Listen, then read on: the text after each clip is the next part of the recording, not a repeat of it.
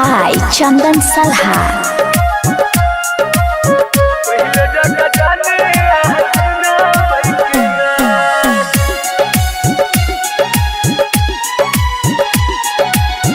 सुन रहे हैं संदीप सुमन को।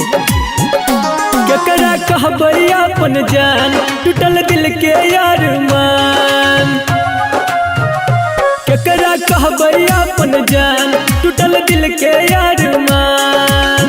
हमरा खातिर जान आह कोना बैठना शादी बाद हमारा समिला बैठना पहले जगह जाने चिन्हा बैठना शादी बाद हमारा समिला बैठना पहले जगह जाने चिन्हा बैठना।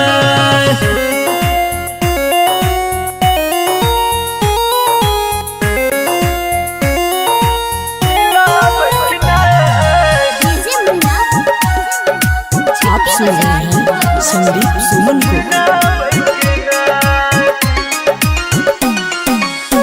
एक संग पढ़े छेली एक कॉलेज में, दिल यहाँ भेजे छेली लव वाला पेज में।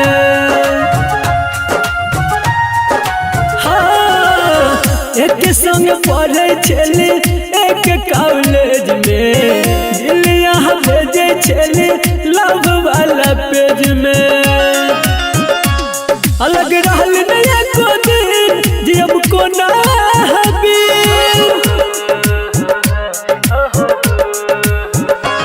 अलग रहल नया को दिन जियब को ना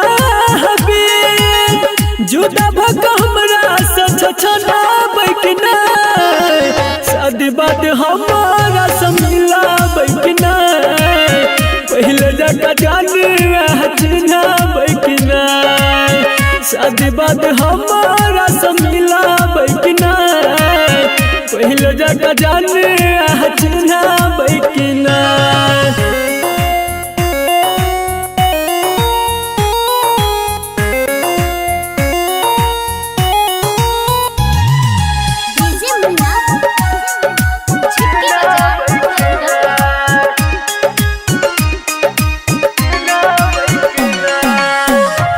बिना जिंदगी हमर भजते अनारिये खुश रहब यहाँ पाके प्रिया जी के प्यारिये।